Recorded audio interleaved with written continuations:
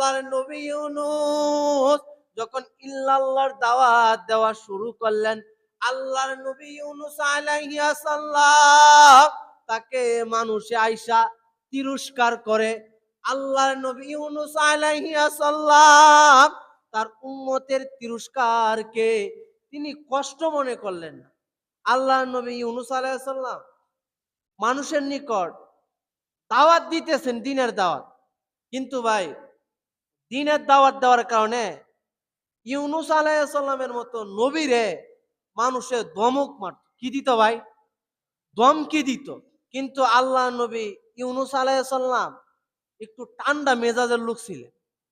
দেখবেন সমাজে কিছু ঠান্ডা মেজাজের লোক থাকে, আপনি যদি গালিগালাজও করেন তবে ওই লোকটা তেমন কিছু কন। হ্যাঁ, তো অনেক নবীর মধ্যে একজন নবী আছিল ইউনূস আলাইহিস সালাম, খুব ঠান্ডা মেজাজের লোক। আবার নবীদের মধ্যে একটু কড়া মেজাজের নবীও আছিল। ওই নবীর নাম হলো মুসা আলাইহিস সালাম। কি ভাই? মানে মুখের কথার আগে হাত চলত। তে ভাই, ইউনূস আলাইহিস সালাম রে মানুষে অনেক গালিগালাজ করে, তবে আল্লাহর নবী ইউনূস মানুষে লা ইলাহা ইল্লাল্লাহর দাওয়াতে কি দাওয়াত দে ভাই? এই জন্য এই জায়গা থেকে একটা বিষয় শুনে বুঝেন যে আপনি যদি তাবলিগ জামাতে গিয়া মানুষের দ্বীনের দাওয়াত দেন, ইল্লাল্লাহর দাওয়াত দেন, তাহলে মানুষ আপনাকে অনেক কিছু বলবে। কিন্তু ভাই, আপনার জেনে রাখতে হবে যে আমারে কে কি বলল, এগুলির মধ্যে আমি তোয়াক্কা করা যাবে না। আমারে আল্লাহ দুনিয়াতে প্রেরণ করছে আল্লাহর দ্বীনকে প্রতিষ্ঠা করার জন্য, ইল্লাল্লাহ প্রচার করার জন্য। তো আল্লাহর নবী ইউনূস আলাইহিস সালাম মানুষকে দাওয়াত দেয় লা ইলাহা ইল্লাল্লাহ, আল্লাহ ছাড়া কোনো মাবুদ নাই। আল্লাহর নবী ইউনূস আলাইহিস সালাম দীর্ঘদিন যাবত ইল্লাল্লাহর দাওয়াত দেয়, কিন্তু একটা মানুষও লা ইলাহা ইল্লাল্লাহ কবুল করে নাই।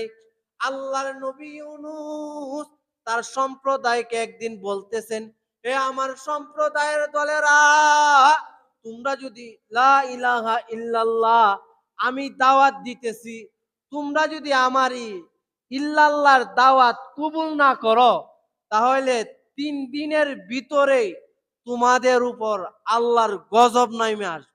কি নাইমে আইব ভাই? আর একটু জোরে বলেন, কি আসবো ভাই? কত দিনের ভিতরে আসবো?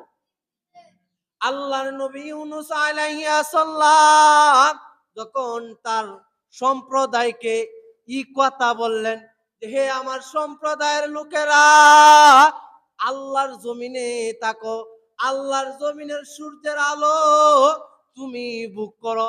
আল্লাহর ইবাদত না কইরা তুমি মূর্তির সামনে গিয়া সনম সনম সনম রে, ও সনম রে, ইগুলি পড়বা। কাজে আল্লাহ পাক রব্বুল আলামিন তোমাদেরকে 3 দিন সময় দিছে। যদি তোমরা এই 3 দিনের সময়ের ভিতরে তোমরা যদি আল্লাহর উপর ঈমান না আনো, তাহলে আল্লাহ পাক রব্বুল আলামিন তোমাদের সবাইকে কঠিন আযাবে গ্রেফতার করবে। কি করবে ভাই? কঠিন আযাবে গ্রেফতার করবে। আল্লাহর নবী ইউনূস আলাইহিস সালাম তাদেরকে এই সমস্ত কথা বইলা তিনি গ্রাম থেকে চলে গেলেন। সুবহানাল্লাহ কইতেন না? কয়দিনের ভিতরে আযাব হবে ভাই? তো যখন তার সম্প্রদায়ের লোকেদেরকে বললেন যে তোমরা যদি আল্লাহর উপর ঈমান না আনো, তাহলে আল্লাহ তোমাদেরকে 3 দিনের ভিতরে আযাব দিব। কয় দিনের ভিতরে ভাই? এই কথা বইলা আল্লাহর নবী ইউনূস আলাইহিস সালাম ওই অঞ্চল থেকে বের হয়ে গেলেন। সুবহানাল্লাহ হইতেন না? এই অঞ্চল থেকে বের হইয়া আল্লাহর নবী আল্লাহর নবী ইউনূস আলাইহিস সালাম অন্য একটা দেশের মধ্যে চলে যাবেন। তো তাকে আল্লাহ যে অঞ্চলের মধ্যে নবী হিসাবে প্রেরণ করছিলেন ইল্লাল্লাহর দাওয়াত দেওয়ার জন্য, তো ভাই আল্লাহর নবী ইউনূস আলাইহিস সালাম দীর্ঘদিন দাওয়াত দেওয়ার পরেও যখন ওই সম্প্রদায়ের লোকেরা তার দাওয়াত কবুল করে না, তখন আল্লাহ পাক রব্বুল আলামিন ইউনুসরে বলছে না যে ইউনুস তুমি সম্প্রদায় তৈয়া চইলা দাও, কিন্তু আল্লাহ কিছু না বলার পরেও আল্লাহর নবী ইউনুস এই সম্প্রদায়কে রেখে তিনি চলে যাওয়ার উদ্দেশ্যে ওই জাতি থেকে বের হয়ে গেলেন। সুবহানাল্লাহ। তো যখন শুনতে পাইলেন যে আল্লাহর নবী ইউনুস বলছে যে 3 দিনের ভিতরে আযাব আসবে, আবার ইউনুসও আমাদেরকে রেখে উনি অন্য দেশে চলে যাওয়ার উদ্দেশ্যে একটা লঞ্চের মধ্যে আরোহণ করছে। কিসের মধ্যে আরোহণ করছে ভাই? আল্লাহর নবী ইউনুস আলাইহিস সালাম তার সম্প্রদায়ের লোকদেরকে রেখে অন্য দেশে চলে যাওয়ার জন্য একটা লঞ্চ বা একটা নৌকার উপর যাত্রী হিসাবে আল্লাহর নবী ইউনুস আরোহণ করলেন। আর ওই এলাকার মধ্যে খবর হইয়া যায় যে আল্লাহর নবী ইউনুস এই সম্প্রদায়ের লোকদেরকে ছেড়ে উনি চইলা গেছে।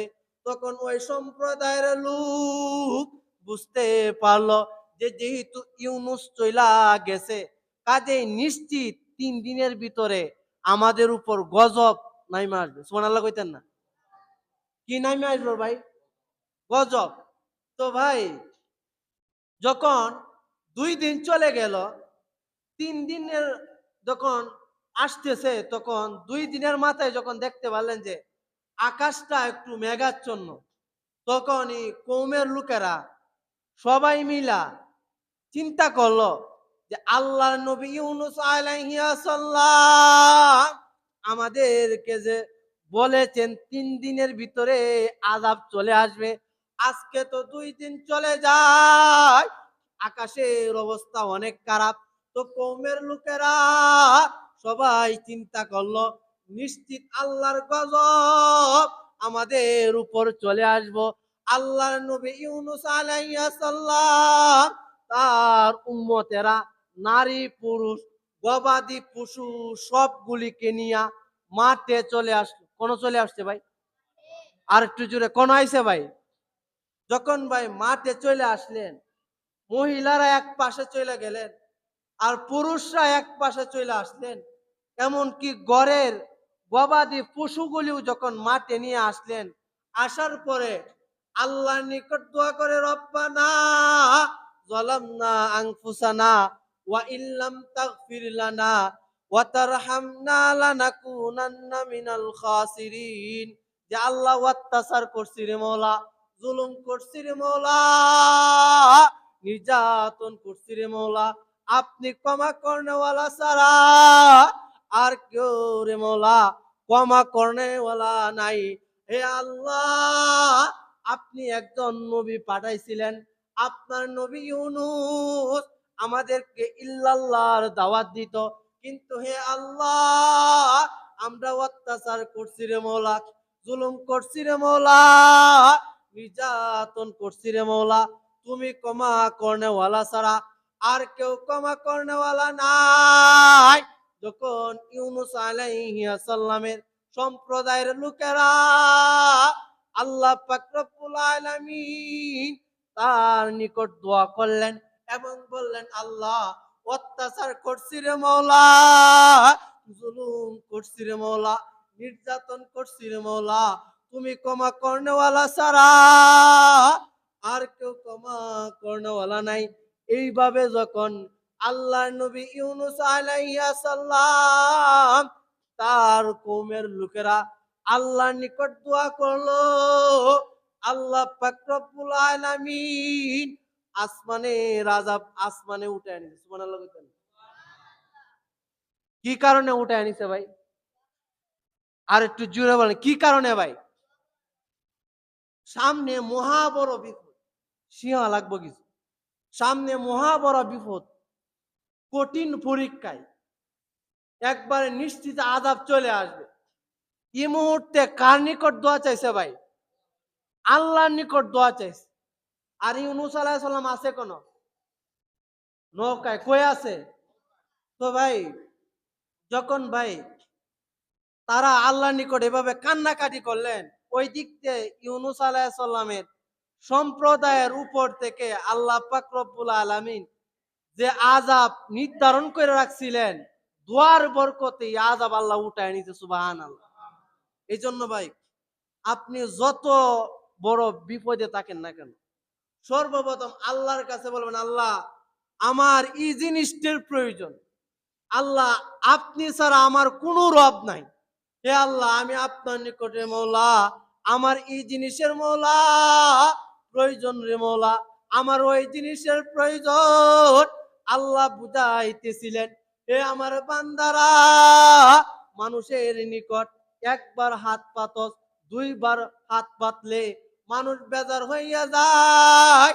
আমার কোনো গুনাহগার বান্দা, ঋণগ্রস্ত ব্যক্তি, অভাবগ্রস্ত ব্যক্তি, চাকরি নাই ব্যক্তি, এমন ব্যক্তি যদি আমি আল্লাহর নিকট হাত উত্তোলন কইরা বলে, রব্বানা আতিনা ফিদ দুনিয়া হাসানাতাও ওয়া ফিল আখিরাতি হাসানাতাও ওয়া কিনা আযাবান নার ওয়া কিনা আযাবাল কবর। আল্লাহ অত্যাচার করছি মওলা, জুলুম করছি রে মওলা, নির্যাতন করছি রে মওলা, আমার নিকট যখন দোয়া করবে, আমার বান্দার চোখের পানি নাকের ডগার আসার পূর্বে আমি আমার বান্দার জীবনের সমস্ত গুনাহগাতা মাফ করে দিই, সুবহানাল্লাহ। তো ভাই এই দিক দিয়ে ইউনুস আলাইহিস সালামের কওমের লোকদের উপর 3 দিনের ভিতরে আযাব আসার কথা। কয় দিনের ভিতরে ভাই? ওই দিক দিয়ে 3 দিন যখন আসবে এর আগেই তারা কান্নাকাটি কইরা এই আযাবকে আল্লাহর নিকট কি করলেন? দূর করে নিলেন। সুবহানাল্লাহ কইতেন না? আর ওই দিক দিয়ে ইউনুস আলাইহিস সালাম কোন আছে এখন? আর একটু জোরে বলো, কই আছে? আল্লাহর নবী ইউনুস আলাইহিস সালাম তার কওমের লোকদেরকে রেখে অন্য দেশে চলে যাওয়ার জন্য নৌকায় যখন আরোহণ হয়, নৌকা যখন সাগরের মধ্যবর্তী অঞ্চলে চলে যায়, নৌকা যখন সাগরের মাঝখানে চলে যায়, সাগরের মধ্যে বিশাল বড় একটা ঘূর্ণিঝড় চলে আসে। জাহাজের ক্যাপ্টেন বলতেছে, নৌকার মধ্যে এমন একটা লোক যাত্রী হিসাবে আমারই নৌকায় আরোহণ করছে, যে লোকটা তার মালিকের অনুমতি ছাড়া পালায়া নৌকার মধ্যে চলে আসছে, ওই লোকটাকে যদি আমরা নৌকা থেকে নদীতে সাগরে না পালাই, তাহলে আজকেই নৌকা ডুইবা আমরা সমস্ত মানুষ মারা যাবে। আল্লাহু আকবার বলে। কয়জন মানুষ ভাই? যখন জাহাজের ক্যাপ্টেন ভাই ই ঘোষণা করলেন যে হে আমার যাত্রীবৃন্দ, এমন কোন লোক আছেন কি যে আপনি আপনার মালিকের অনুমতি ছাড়াই আপনার এই অঞ্চল থেকে চলে আসছেন, আপনার কারণে এই নৌকার মধ্যে বড় ধরনের একটা সমস্যাতে আমরা পড়ে গেছি, আপনি যদি জাহাজ থেকে না নামেন তাহলে এই পূর্ণ শত শত মানুষ আপনার কারণে মারা যাবে। আল্লাহু আকবার বলে। আল্লাহ পাক রব্বুল আলামিন ইউনূসকে পরীক্ষা করতে চাই। জাহাজের ক্যাপ্টেন যখন এই কথা বললেন, এমন একটা লোক, যে লোকটা তার মালিকের অনুমতি ছাড়া নৌকার মধ্যে আসছে, তার সম্প্রদায়কে রেখে আল্লাহর নবী ইউনূস জাহাজের লোকদেরকে বলতেছেন, হে আমার যাত্রীবৃন্দ ভাইরা, আমি আমার আল্লাহ আমাকে অনুমতি দেয় নাই এই অঞ্চল থেকে চলে যাওয়ার জন্য, কাজে হে আমার জাহাজের যাত্রীবৃন্দ, আমি আমার মালিকের অনুমতি ছাড়া জাহাজে চলে আসছি, অন্য দেশে যাওয়ার জন্য আমার জন্য নৌকার মধ্যে সমস্যা হইতেছে, কাজে হে জাহাজের যাত্রীবৃন্দ, আমাকে আপনারা সাগরের মধ্যে ফেলে দিন। সুবহানাল্লাহ কইতেন না? কোন ফেলে দেওয়ার জন্য বলতেছে। তো ভাই যখন ইউনূস আলাইহিস সালাম যাত্রীবৃন্দদেরকে কথা বললেন, আল্লাহর নবী ইউনূস আলাইহিস সালাম তার কথা যাত্রীরা শুইনা ইউনুস নবীর দিকে তাকায়া দেখে এমন একটা ফুটফুটে ছেলে, নাদুস নুদুস চেহারা, ফুটফুটে সুন্দর, যার চেহারার দিকে তাকাইলে জান্নাতের কথা স্মরণ হয়, যার চেহারার দিকে তাকাইলে জাহান্নামের কথা ভুলে যায়, যার চেহারার দিকে তাকাইলে নূর চমকায়, এমন একটা মানুষ কি মালিকের অনুমতি ছাড়া আসতে পারে? জাহাজের যাত্রীরা বলতেছে, না ভাই, আপনার চেহারার দিকে তাকাইলে মনে হয় না আপনি মালিকের অনুমতি ছাড়া চলে আসছেন। আল্লাহু আকবার কইতেন না? বলতেছে ভাই, ভালো চেহারার মানুষও অনেক সময় অন্যায় কাজ করে, করে না ভাই? তো ভাই কইতেছে, বলতেছে যে ভাই, না ভাই, আমি আমার মালিকের অনুমতি ছাড়াই আসছি। না ভাই, আপনি আসছেন না। তো পরে বলতেছে কি করা যায়? জাহাজের ক্যাপ্টেন বলতেছেন, আমরা সকলে মিলে লটারি দেই। কি দেই ভাই? আর একটু জুলে কি দিব ভাই? যখন লটারি দেওয়ার জন্য সবাই তৈয়ার হইয়া যায়, লটারি যখন দেওয়া হইল, লটারির মধ্যে আল্লাহর নবী ইউনূস তার নাম ভেসে উঠল। আল্লাহু আকবার বলেন। তখন যাত্রীবৃন্দ বলতেছে, না না, মনে হয় ইউনূসের নাম ভুলে উঠে গেছে। আল্লাহু আকবার কইতেন না? তো আবার দ্বিতীয়বার লটারি দাও। কিবার, কতবার লটারি দাও ভাই? যখন আবার দ্বিতীয়বার লটারি দেওয়া হয়, আল্লাহর নবী ইউনূসের নাম আবার দ্বিতীয়বার উঠলো। আল্লাহু আকবার কইতেন না? তো ভাই প্রথমবার উঠলো, দ্বিতীয়বার উঠলো, আবার জাহাজের যাত্রীরা বলতেছেন, না ওই লোকটারে ফালানি যাইতো না, এই লোকটার চেহারার মধ্যে কয় না যে ওই লোকটা মালিকের অনুমতি ছাড়া চলে আসছে। সুবহানাল্লাহ কইতেন না? তো ভাই জাহাজের যাত্রীরা বলতেছে, তৃতীয়বার যার নামটা কাগজের মধ্যে উঠবে, আমরা সকলে মিলে ওই লোকটারে সাগরের মধ্যে ফেলে দিব। আল্লাহু আকবার বলে। তৃতীয়বার যখন লটারি দেওয়া হয়, তৃতীয়বারও আল্লাহর নবী ইউনূস আলাইহিস সালাম তার নাম লটারির মধ্যে উঠে যায়। তো যাত্রীরা সকলে মিলা আল্লাহর নবী ইউনূস আলাইহিস সালাম এই সাগরের মধ্যে ফেলে দিলেন। কোন বলছে ভাই? ইউনূস নবী আছে কোন এখন? কি ওয়াজ করতে কই আছে ইউনূস নবী? আল্লাহর নবী ইউনূস আলাইহিস সালাম যখন সাগরের মধ্যে জাপ দিলেন, বাঁচানির মালিক কে ভাই? আপনি রিজিক দেওয়ার মালিক কে ভাই? আল্লাহ পাক রব্বুল আলামিন সাগরের একটা মাছকে বলতেছেন, এ সাগরের তিমি মাছ, আমার একটা বন্ধু নাম হইল ইউনূস পানির মধ্যে জাপ দিছে, পানির মধ্যে জাপ দেওয়ার সঙ্গে সঙ্গে তুই তাকে তোর পেটের ভিতরে ঢুকায় নিবে। আল্লাহু আকবার বলেন। আল্লাহ পাক রব্বুল আলামিন যখন মাছকে কথা বললেন, আল্লাহ পাক রব্বুল আলামিন তার আদেশে আল্লাহর নবী ইউনূস যখন নৌকা থেকে পানি সাগরের মধ্যে জাপ দিলেন, জাপ দেওয়ার সঙ্গে সঙ্গে একটা বিশাল বড় মাছ আইসা আল্লাহর নবী ইউনূস রে তার পেটের ভিতরে নিয়ে গেছে। সুবহানাল্লাহ। যে মাছটা ভাই একটা মানুষের পেটে থাকতে পারে, এই মাছটা কত বড়, বিশাল বড় মাছ না? আল্লাহ পাক রব্বুল আলামিন মাছকে বললেন, হে আমার মাছ, তুই আবার কাদ্য মনে কইরা হ্যাঁ ইউনূস নবীরে কে ফেলিস না।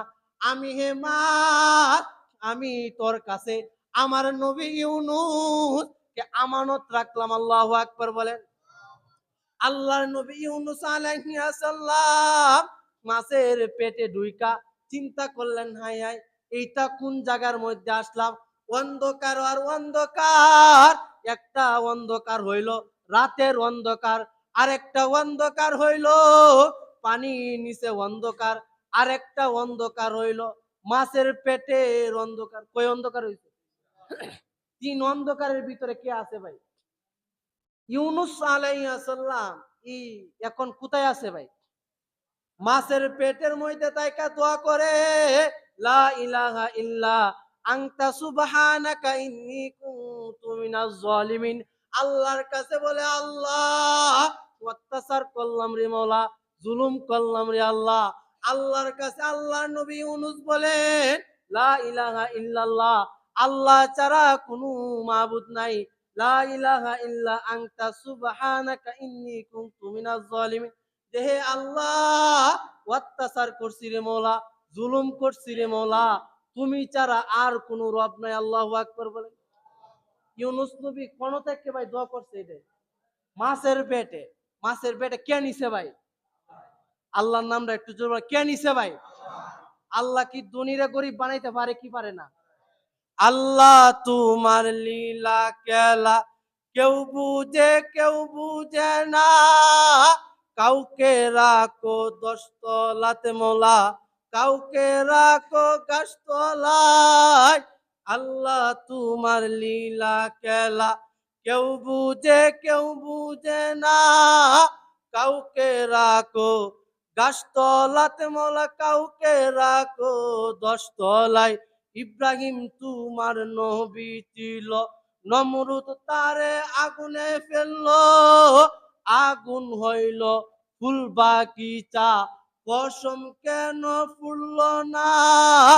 আল্লাহ তোমার লীলা খেলা কেউ বুঝে না, কাউকে রাখো দশতলাতে মওলা, কাউকে রাখো গাছতলাতে। ইউনূস তোমার নবী ছিল, মাছে তারে গিলে ফেললো। ইউনূস তোমার নবী ছিল, মাছে তারে গিলে ফেললো। মাছের পেটে রইলেন ইউনূস, হজম কেন হইল না। আল্লাহ তোমার লীলা খেলা কেউ বুঝে না, কাউকে রাখো দশতলাতে মওলা, কাউকে রাখো গাছতলাতে। ইব্রাহিম তোমার নবী ছিল, ইসমাইল তোমার নবী ছিল, ইব্রাহিম তোমার নবী ছিল। কঠিন পরীক্ষার সম্মুখীন হইল, গলার মধ্যে চুরি চালাইল, গলা কেন কাটলো না। আল্লাহ তোমার লীলা খেলা কেউ বুঝে না, কাউকে রাখো দশতলাতে মওলা, কাউকে রাখো গাছতলায়।